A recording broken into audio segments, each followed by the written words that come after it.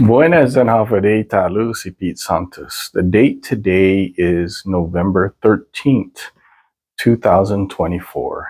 And I was sent a flyer that on November 20th, 2024, at the University of Guam from 10 a.m. to 1 p.m., they're going to have a criminal justice capstone forum for the fall of 2024, Guam's War on Drugs. It doesn't say who the guest speakers are, but obviously it's about Guam's War on Drugs. That's the title.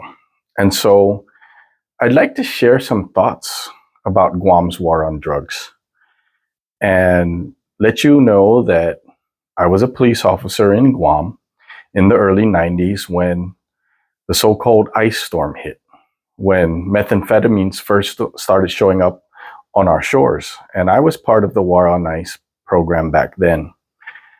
Back then, the older officers would talk about how it was reminiscent of the heroin days, where the drug dealers were very dangerous. There were murders and homicides. There were drug wars going on between the different dealers. And it was a very difficult time for the island. It was an epidemic. There was a drug epidemic. And so having been part of that and also dealing with drug cases in the military as a prosecutor, as a defense attorney, also being the drug prosecutor here on Guam while I was up at the AG's office, and now defending drug cases or all kinds of criminal cases. But I do have my fair share of defending drug cases. So one can say that I have seen from the enforcement side, from the prevention side, the prevention and education side, the programs, the DARE programs, the War on Ice programs, the interdiction, working with federal partners as law enforcement, as a prosecutor, and now as a defense attorney. I have seen almost all aspects of the drug enforcement system that we have, or I don't know if system is even an appropriate word to use, but how we fight drugs. You know, I've never been a judge, but I was a magistrate. So I have dealt with some cases in the initial stages. So after all these years in experience, I've come to realize that drugs are like any other commodity. It can be thought of in economic terms, supply and demand. And when I think about it, you know, it's just like any other thing that can be addictive, right? Like gambling, like sugar, like fast food. Those that peddle it want to make a product and also want to spread the product so that they have a customer base that's always going to come back for more. Same thing with drugs. And so I had come up with an idea a few years ago, and I pushed it during the 36th and the 37th Guam legislature, and it fell on deaf ears. I had proposed that there should be a special allegation or a sentence enhancement for those who would spread drugs, those who introduce drugs for the first time to someone, like that guy at Parks and Rec, who was actually part of, he was, I guess, what we call in the military, he was task detailed. He was under the Department of Labor, but he was working over at Department of Rec. He showed marijuana and methamphetamines to some young interns. Well, that's the problem. right? Yes, we understand supply and demand. We understand the drug dealers, that they're doing it for one or more reasons, right? For profit, or that's their lifestyle.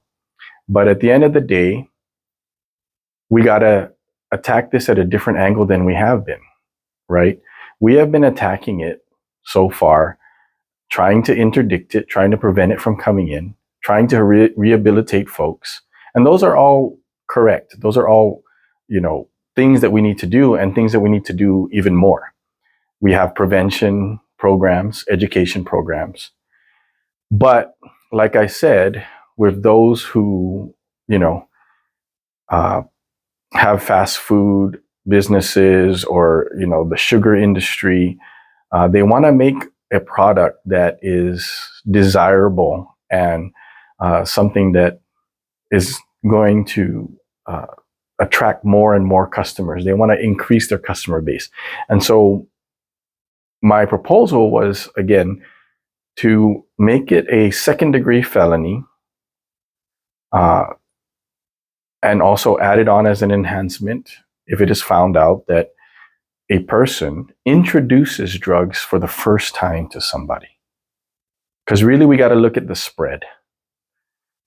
And then also, we could make it a second degree felony or a special enhancement for anyone who provides drugs or sells drugs to another person that they know is in a rehabilitation program, a bona fide rehabilitation program like Oasis, or Lighthouse Recovery, RSAT, things like that.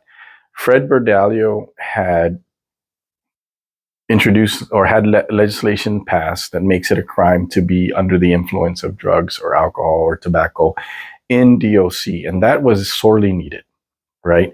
That's a good start. But we have to start attacking this problem from all facets, from all different areas: interdiction, distribution, possession. And we have to shore up on our prevention education. We have to shore up on our rehabilitation. Those are all things that are needed. But again, what I'm proposing is something that hasn't been really looked at. It's an angle that we haven't gone after before. Spreading or introducing drugs to someone for the first time. We have many cases where a child was forced. And yes, there are already laws that you cannot give drugs to a child, to a minor. But make it even more so make it even more punishable when it's the first time. Because, yeah, you may give a 14-year-old ice, but it might not be the first time, right? So it's illegal to give a 14-year-old ice, but tack on more punishment when that's the person's first time ever, right? And one of the problems I can see critics saying is, well, no one's going to snitch. No one's going to tell who did it, right? Well, make it also a felony not to reveal who your source is or who gave you. So when a police officer interviews someone, says, when's the first time you smoked ice? Oh, a couple months ago. Who's the person that gave you ice for the first time? Well, I don't want to tell. Well, just by not telling, it's not self-incrimination, it's incriminating someone else. So it's not unconstitutional. So if you don't want to tell me who gave you ice for the first time, then guess what?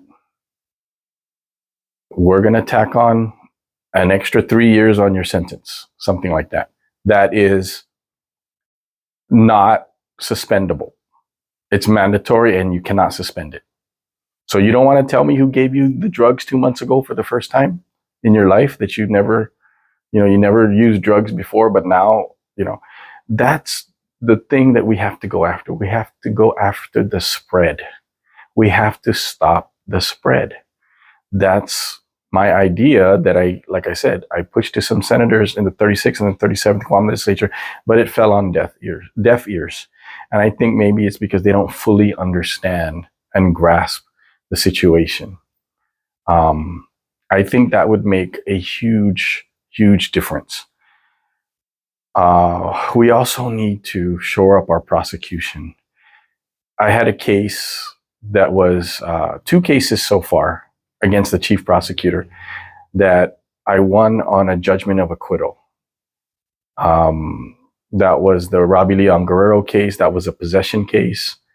And then we had a multiple defendant case just yesterday that was granted a judgment of acquittal because the chief prosecutor, failed to meet the elements, right? So it was a judgment of acquittal. And that one, it was 3 defendants, and their charge was possession with intent to distribute and also simple possession. Now, let me tell you about judgment of acquittal. A judgment of acquittal is a black eye for a prosecutor, right? It means that you failed so miserably that it doesn't even get to go to the jury. You just came up so short. It was a total airball, put it that way. You did not make it to the playoffs. You did not get far enough. You didn't have what it takes to even establish a case. And it's not GPD's fault, right?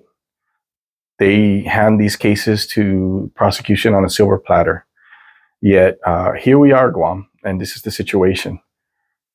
I'm a defense attorney. I have to make sure that the prosecution meets their burden, and I do my job, and I do my job well, right?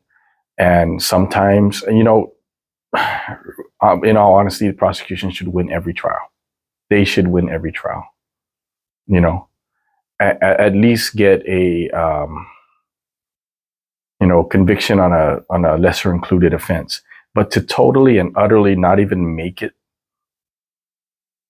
to allow the jury to consider something, that's the problem we're having too on Guam when it comes to this war on drugs. We have incompetent prosecution, and we need to change that. And when I become AG, we're going to change that. I was the drug prosecutor before, the drug and gun prosecutor, and we were kicking names and taking butts, or kicking butts and taking names. So we need to get back to that. I worked closely with my federal counterparts, both in law enforcement and in prosecution when I was a prosecutor. And that's what needs to go, we need to go back to that. And GPD starting to do better with their controlled by cases and things like that. Really, they need to make such a solid case that it doesn't go to trial, and that the defense counsel will advise their client to go ahead and take a plea deal, right? That's how strong the law enforcement and prosecution needs to be, and that's how it used to be. But that's not how it is anymore. But when I become AG, we'll get back to that. We'll get back to that level of competence and professionalism. And like I said, we need to start attacking the spread. We need to continue to prevent it from coming in. We need to continue to do prevention education. We need to continue to do rehabilitation. But we also need to do something about those who would spread it and try to expand their customer base and try to make more users in our community. That's the problem. That's the problem. We need to attack it from that angle. We have not been attacking it from that angle. So that's it for today. I hope everyone had a great Veterans Day, and I hope people, didn't sustain any damage or injuries from the tropical storm that just passed. But I want everyone on this island to be well. And I love this community that we live in. I have young children that are growing up. So I really, really care about the future of this island. And I want And I wish that we can have competent prosecution again, because that is not the be all end all of our problems. But when we don't have competent prosecution, our problems are only made worse. And we need to reverse that. Okay, until next time, this is Pete Santos. I'll see you again.